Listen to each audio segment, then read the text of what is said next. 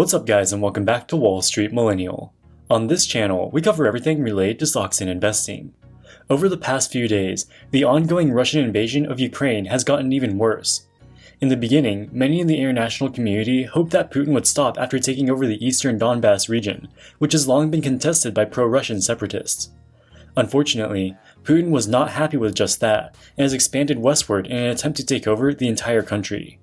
Roughly 100,000 Russian troops have started to attack cities all over the country, and have even reached the outskirts of the capital city, Kyiv. The Ukrainian resistance has been far stiffer than many had anticipated, and Putin has not yet been able to take over any major cities. But most military analysts believe that the fall of Kyiv is only a matter of time. Satellite imagery recently uncovered a massive convoy of Russian military vehicles heading towards the capital. The convoy stretches more than 3 miles long and likely carries tens of thousands of troops. Russia has 3 times as many troops, 6 times as many tanks, and 15 times as many military aircraft. Unfortunately, for the Ukrainian people, no matter how hard they try, there's almost no chance they can win when the cards are so stacked against them. In the eyes of the West, Russia has become a pariah state. The US and European Union have prepared perhaps the most comprehensive list of sanctions, which could cripple the Russian economy. On Saturday, the US and EU announced that a select number of Russian banks will be banned from using the Society for Worldwide Interbank Financial Telecommunication, or SWIFT. This will effectively cut them off from international financial transactions. This could be a disaster for the Russian economy, and possibly even plunge them into a financial crisis. Sberbank, which is the country's largest bank, already has lost 65% of its market cap in an almost straight line down. And the implications will not just be felt by Russia alone. The European Union imports 40% of its natural gas from Russia, and Germany imports more than 50%. Germany has already cancelled the Nord Stream 2 pipeline, and the exclusion of the Russian bank from SWIFT could drastically reduce Russia's ability to export oil and gas.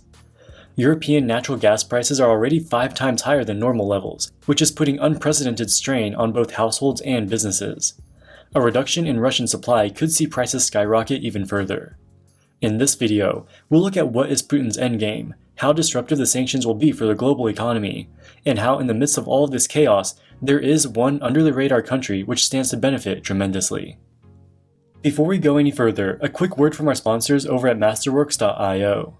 In 2020, Jeff Bezos spent over $50 million to buy Hurting the World Radio by Ed Ruscha. There's a growing trend of billionaires investing heavily in contemporary art, thanks to its low correlation with traditional assets and high historical returns, especially during times of high inflation. Masterworks.io is the only investing platform which allows ordinary investors like you and me to invest in the same types of art that Bezos is buying. There's a link in the description down below that will allow you to skip the waitlist. Just go to your browser and type masterworks.art/wallstreet. Then we'll click the button that says skip the waitlist. You fill in your name and email address to create the account and press request invitations. You then fill in how much you're planning to invest and when you plan to get started. We'll pick immediately because why wait? You can then schedule a membership interview because Masterworks likes to have one-on-one conversations with their investors where they explain how the platform works. This is really cool because you'll talk to an art expert who can explain how they choose artworks and how the works of different artists have appreciated over time. Once your account is approved, you can start buying art. For example, this is a piece from Ed Ruscha, the same artist that Jeff Bezos recently invested in. You can look at their official document that they used to register the artwork with the SEC, and the deal sheet which explains the background of the painting, the artist, and the investment rationale.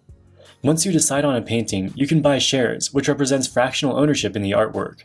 Masterworks aims to eventually sell each painting, and you'll receive your pro rata share of the proceeds.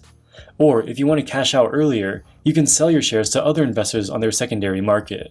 So go check out Masterworks, use my link in the description and you'll get to skip the waitlist. And now back to the video. The standoff between Russia and the Western allies escalated tremendously over the last weekend, when they announced the extreme measure of banning certain Russian banks from the SWIFT international payment system. Banks and other financial institutions from all over the world rely on SWIFT to transfer money between each other.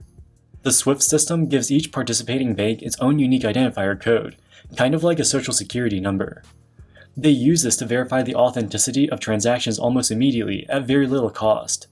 Without SWIFT, Russian banks would still be able to make transactions, it would just be much more difficult. Russia has long been wary of the West weaponizing the SWIFT system, and in 2014 they created an alternative system called the System for Transfer of Financial Messages, or SPSF.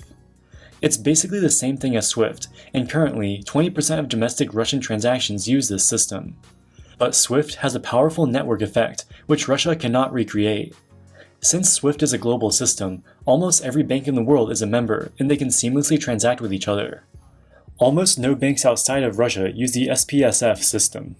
For banks that only have a small percentage of their transactions with Russia, it wouldn't be worthwhile to invest in the necessary infrastructure to accept Russian payments. Banning Russia from SWIFT will add significant friction to any country that wants to import Russian goods. That will cause Russia's trade balance to deteriorate and inflict real pain on their economy. German Chancellor Olaf Scholz was initially opposed to cutting off Russia from the SWIFT system, but eventually gave in as the situation in Ukraine deteriorated. Germany currently imports 50% of its natural gas from Russia. Cutting this off overnight would likely hurt Germany more than it hurts Russia. The SWIFT sanctions have an exemption for energy-related transactions until June of this year, and they could even be extended beyond this. The transition away from Russian gas imports will be a gradual process.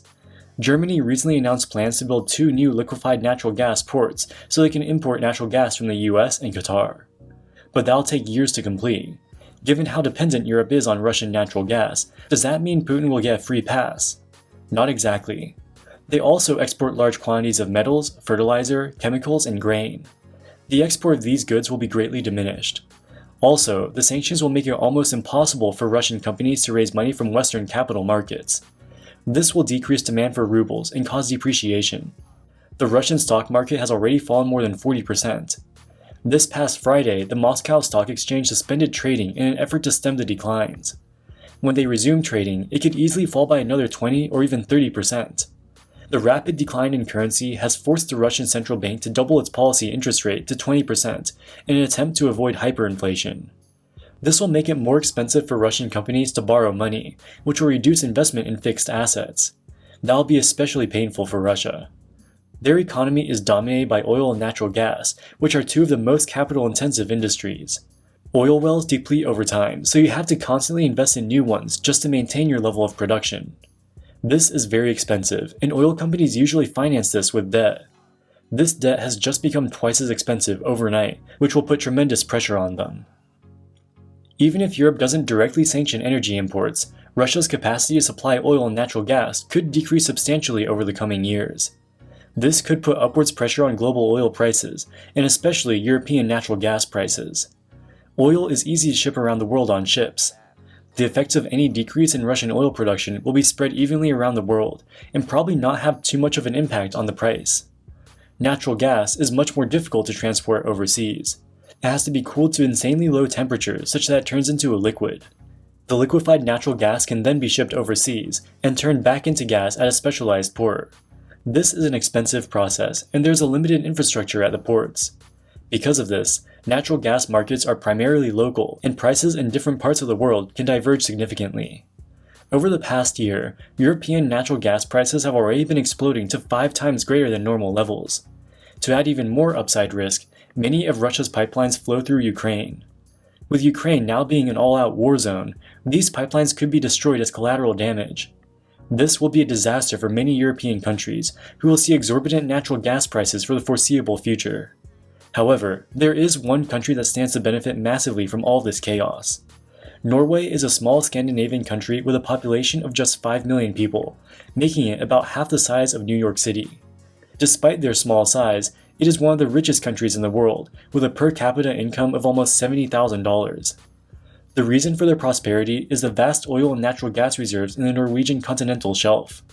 Norway is the second largest exporter of natural gas to the EU after Russia, accounting for 20% of total imports. Over the past year, Norway has experienced a massive windfall from high prices. If Russian supply is disrupted, things could get even better for them. Equinor is the largest oil and gas producer in Norway and is majority owned by the Norwegian government. In 2021, they generated $29 billion in cash flow from operations, which is more than double the average over the past 5 years. The increase was largely driven by sky-high natural gas prices. Just by looking at the chart, the insanely high European gas prices today are obviously not sustainable in the long run. But if you believe that Putin will continue his rampage across Ukraine, the potential for upside could be tremendous. Alright guys, that wraps it up for this video. What do you think about Putin's invasion of Ukraine? Do you think the EU will cut off gas supply from Russia? Let us know in the comments section below. As always, thank you so much for watching, and we'll see you in the next one. Wall Street Millennial, signing out.